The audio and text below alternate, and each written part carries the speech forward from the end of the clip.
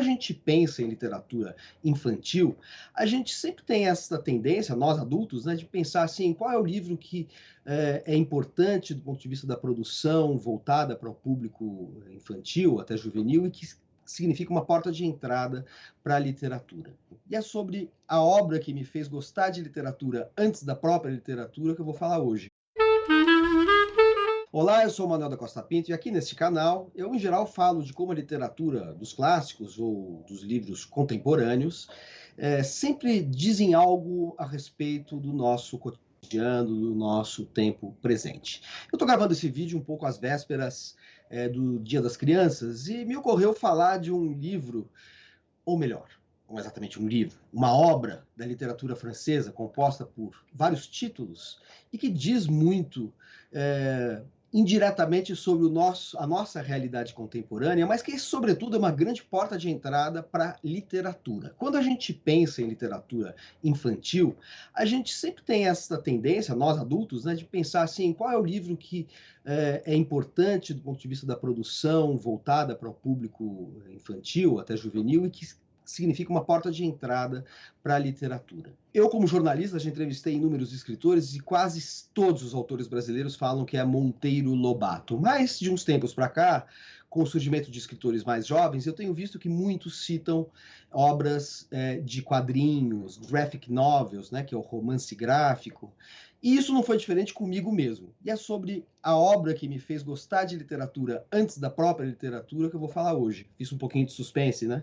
Mas trata-se de Astérix, né? O grande clássico da literatura francesa do século XX, ao lado de Proust e Camus. Essa é uma brincadeira que eu faço sempre com os meus amigos. Eu sempre falo assim, os maiores clássicos da literatura francesa no século XX são Proust, Camus e Astérix, ou seja, uma obra feita pelo roteirista, o escritor René Goscinny, e desenhada pelo desenhista Albert Uderzo, que criaram no final dos anos 50, mais especificamente 59, a série das aventuras do Astérix, o gaulês, né? E ele, junto com Obelix, o cãozinho do Obelix, o Idéafix, são aqueles gauleses, ou seja, os franceses da época do Império Romano, que resistiam aos dominadores romanos. Por que isso foi tão importante para tantas pessoas? Eu conheço várias pessoas que preferiram, na infância, ler Astérix e a Monteiro Lobato, por exemplo. É o meu caso.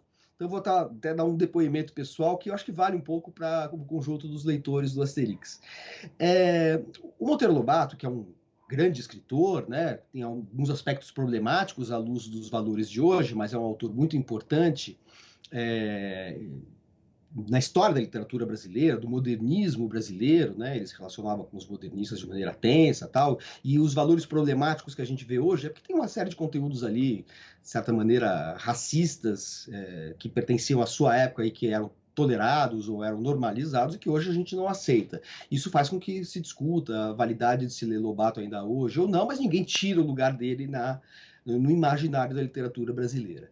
No entanto, para crianças que cresceram nos anos 60, 70, como é o meu caso, e até depois, o Monteiro Lobato era uma coisa, ele representava um pouco um Brasil muito provinciano, justamente no momento em que o Brasil estava se abrindo, né? A gente estava cansado, um pouco saturado de nacionalismo, questões de identidade nacional, 20 anos de governo militar, né? Aquela coisa baixo astral, aquela coisa de cantar hino, ver aquela gente fardada, hastear a bandeira no colégio, e todo mundo estava um pouco saturado de Brasil. E o Monteiro Lobato é profundamente brasileiro. Então, quando eu era criança, eu lia o Astérix, que era outro universo, era aberto, né? O Astérix, o Obelix, os gauleses, na época do Império Romano, viajavam pelas diferentes províncias do Império Romano na Europa, iam para a Espanha, para a Alemanha, para a Suíça, para a Córcega, para a Inglaterra, que tinham outros nomes na época, obviamente, eu já vou falar sobre isso daqui a pouco. E eram, de certa maneira, embora o Astérix, o Obelix, a aldeia em que eles moravam, fosse também provinciana, fosse a França profunda, assim como o Sítio do Pica-Pau Amarelo era o Brasil profundo, eles tinham uma diferença. Por estar na Europa, tinha um lado meio cosmopolita, porque eles habitavam, eles eram provincianos moravam numa aldeiazinha no litoral francês, mas eles habitavam o império mais cosmopolita que já existiu na face da Terra, que é o Império Romano, né, que criou a nossa noção de civilização. Então, o Asterix, claro que isso tudo eu só fui perceber muito tempo depois, mas me encantava pelas viagens que eles faziam, os lugares para os quais eles iam nas suas aventuras, etc. e tal. Então, para mim, o Asterix representou uma entrada no mundo do imaginário sobre outras realidades possíveis, que é algo que a literatura sempre oferece para nós. E eu não estou sozinho nisso. Asterix foi a porta de entrada para a literatura para muita gente. E, claro, a gente não vai comparar os livros, romances para público infanto-juvenil do Monteiro Lobato, que tem todo um trabalho da linguagem, com a linguagem dos quadrinhos. Mas o fato é que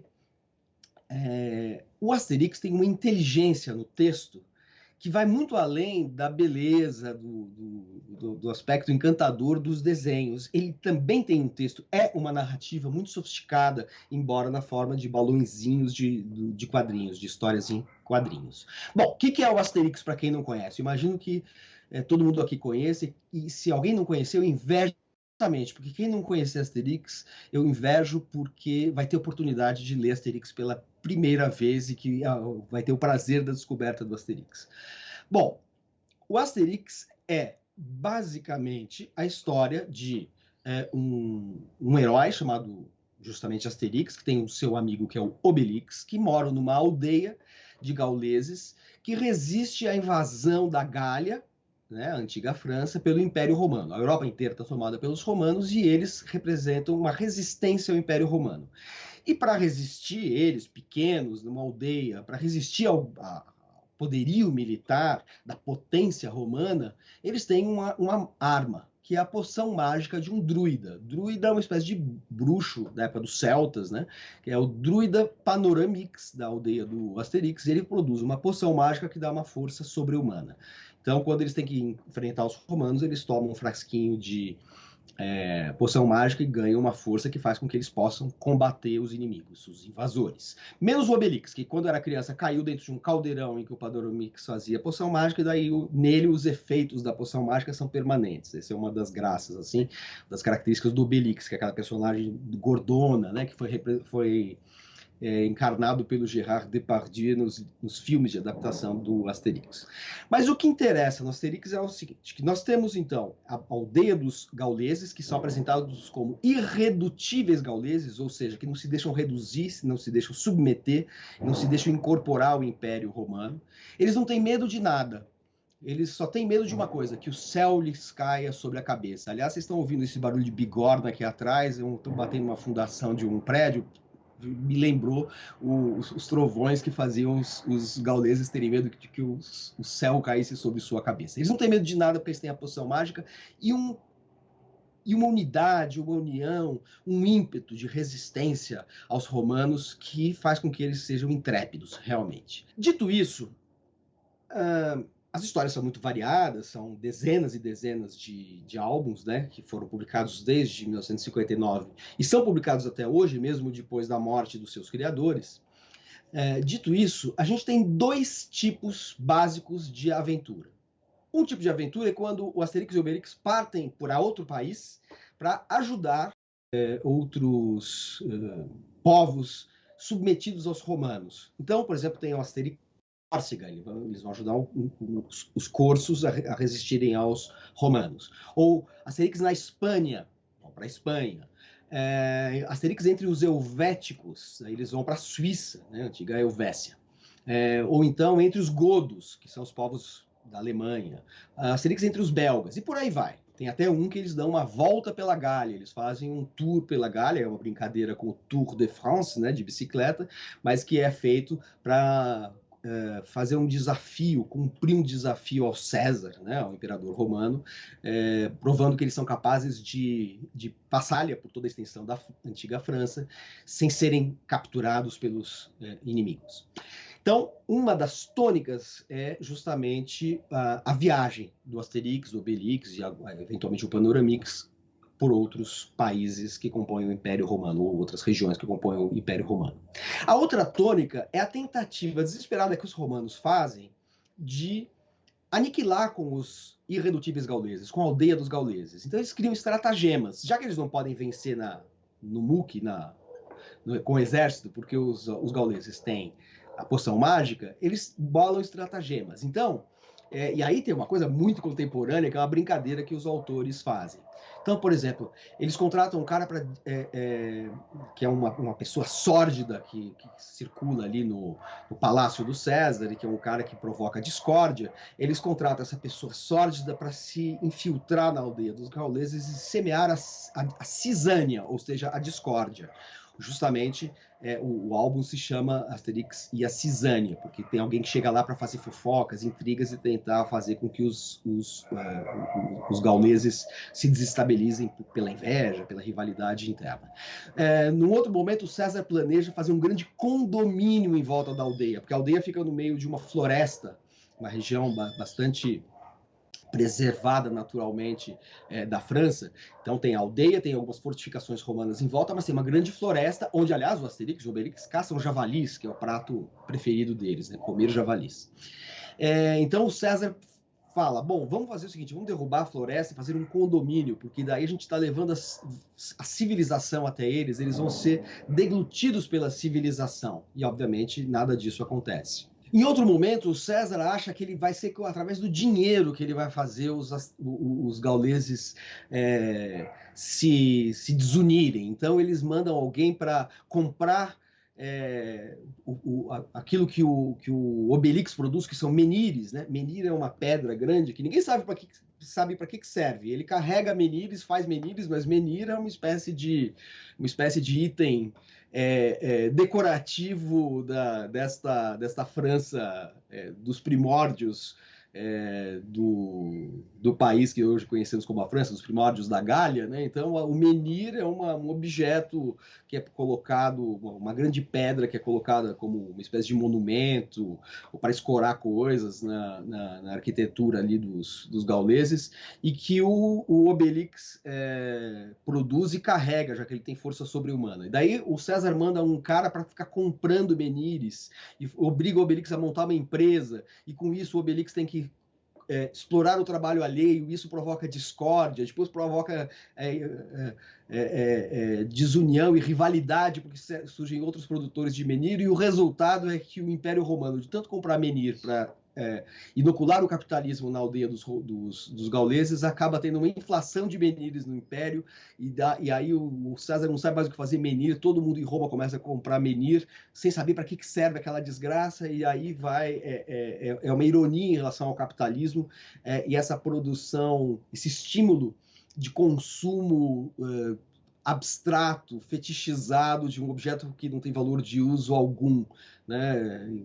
Em que o valor de troca excede muito o valor de uso. Né? Por que serve um menir? Mas, no entanto, o menir acaba sendo um objeto de consumo, é um sonho de consumo. Uma forma, então, do René Goscinny, que criava as histórias, escrevia as histórias, e o Derzo, que a desenhava, é uma forma deles brincarem com este capitalismo feito de abstrações, que é o nosso, né, lidando sempre que o dinheiro nunca corresponde à riqueza existente, ou os objetos valem muito mais do que o seu valor de uso, né? Então eles lançam isso nessa Gália ancestral, mostrando como Asterix, ao falar de especulação imobiliária, discórdia, né? A cisânia, do envenenamento das relações sociais pela competição capitalista, etc. Tudo isso diz muito respeito ao presente, mas é lançado nesta Gália ancestral, vamos dizer assim, nessa França ancestral que é a Gália. Mas nem toda criança nota de cara. Só quando se torna mais adulto e continua lendo Asterix é que vem a notar. Eu, pelo menos, li cada álbum do Asterix 4, 5, 6 vezes, e só pela 7ª ou 8ª vez que eu fui ler é que já era mais maduro e eu percebi o que era o fundamento do Asterix. E o fundamento está na primeira página. Tem uma página no Asterix que abre, todos os álbuns têm essa página aqui. Vou ver se vocês conseguem ver aqui. Aqui tem um mapinha da Gália e uma lupinha que mostra a aldeia dos irredutíveis gauleses. E essa primeira página diz o seguinte: estamos no ano 50 a.C. Toda a Gália foi ocupada pelos romanos. Toda? Não. Uma aldeia povoada por irredutíveis gauleses ainda resiste ao invasor, e a vida não é nada fácil para as guarnições de legionários romanos dos campos fortificados de Babaurum, Aquaium, Laudanum e Petibonum. que são os regimentos que estão em volta da aldeia. Ou seja, todos os álbuns do Asterix trazem esse quadrinho explicativo que apresenta e ambienta a narrativa dizendo: toda a Gália foi ocupada, toda não, uma aldeia povoada por irredutíveis gauleses ainda resiste ao invasor. Eu demorei muito tempo e a partir do momento que eu descobri o significado dessa frase, ela abriu para mim assim um horizonte e reforçou a ideia de que o Asterix é uma grande obra da literatura contemporânea. Asterix é uma grande metáfora da resistência francesa ao nazismo durante a Segunda Guerra Mundial. A gente sabe que a França foi ocupada pelo nazismo e boa parte, se não a maior parte da França, estendeu o tapete vermelho aos alemães do Hitler, menos os resistentes. Os poucos franceses que resistiram ao nazismo. E eles estão representados justamente por Asterix, Obelix e sua turma. Eles são a resistência, aqueles poucos franceses que resistiram ao nazismo. Por isso que tem tanta relação em todas as histórias entre o que se passa na Gália da época do Império Romano e o tempo contemporâneo, a nossa contemporaneidade, com questões sobre capitalismo, especulação imobiliária, enfim, tem questões ali de chauvinismo, xenofobia, tem de tudo. Tem traição, né? Tem alguns gauleses que colaboram com os romanos, tem de tudo. São temas absolutamente contemporâneos, falam das tensões e divisões, fissuras da própria França do século XX, através desta ambientação histórica do Asterix no tempo da antiga Gália. Bom, então, o Asterix, até pelo fato de você ir descobrindo, conforme a leitura, novas camadas de significado, mais atualidade, mais referências ao mundo contemporâneo do que à primeira vista você nota quando é criança, é que faz dele um clássico da literatura que cresce, se enriquece a cada leitura ou a cada releitura. Eu não sei nem dizer quantas vezes eu já reli cada um dos álbuns do Asterix. E para quem vai ler pela primeira vez, ou quem leu despreocupadamente e eventualmente se sinta convidado a reler Asterix, eu queria dar uma dica. O Asterix foi criado pelo Goscinny, que escrevia os textos, e o Uderzo, que desenhava. Acontece que o Goscinny morreu em 77, e o Uderzo só morreu muito recentemente.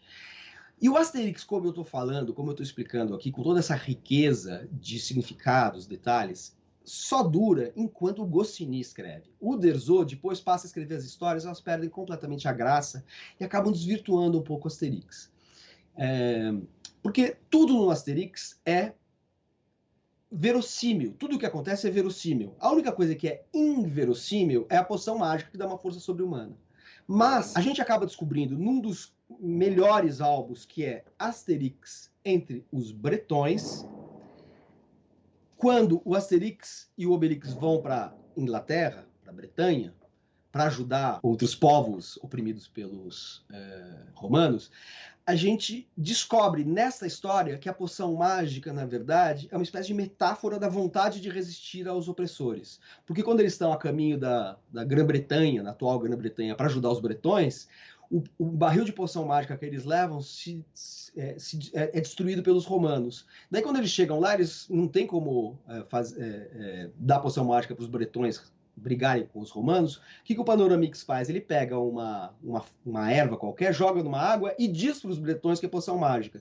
Os bretões que acreditam que a poção mágica dá uma força sobre-humana, tomam aquele chazinho, que na verdade é chá, é uma erva que o Panoramix que leva o chá pela primeira vez aos bretões. Quando eles tomam o chá, eles se sentem fortes e vão lá e dão um pau dos romanos. Ou seja, a poção mágica, que é o único elemento inverossímil, fica claro que ela nesse álbum, Asterix entre os Bretões, um grande placebo, ou, melhor dizendo, uma metáfora da vontade de resistir. Então, o único elemento inverossímil é esse, mas ele, ao mesmo tempo, ele tem um significado que é meio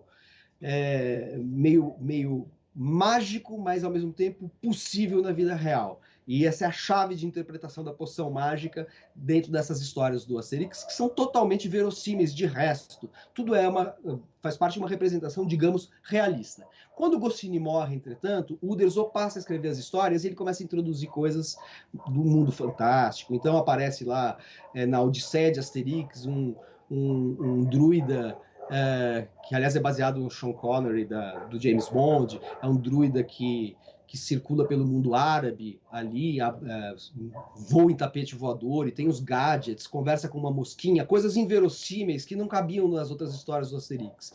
Isso culminou numa história que é uma das últimas que o Uderzo escreveu, que é baseada em mangá japonês. Então desce um extraterrestre, que é o dia em que o céu caiu sobre a cabeça deles. Eu nem me lembro o título lá mais, porque é tão ruim, que é um desrespeito ao legado do Asterix. O que é delicado é que quem escrevia era um dos criadores do Asterix, o Uderzo.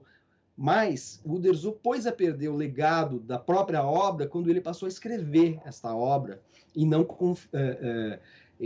delegar alguém que mantivesse o espírito do Goscinny. Então a recomendação é: leiam o Asterix do primeiro número até o Asterix entre os belgas. Asterix entre os belgas é a última história escrita pelo Goscinny. Ele morre enquanto ele está escrevendo, o Uderzo finaliza a história, mas é magnífico.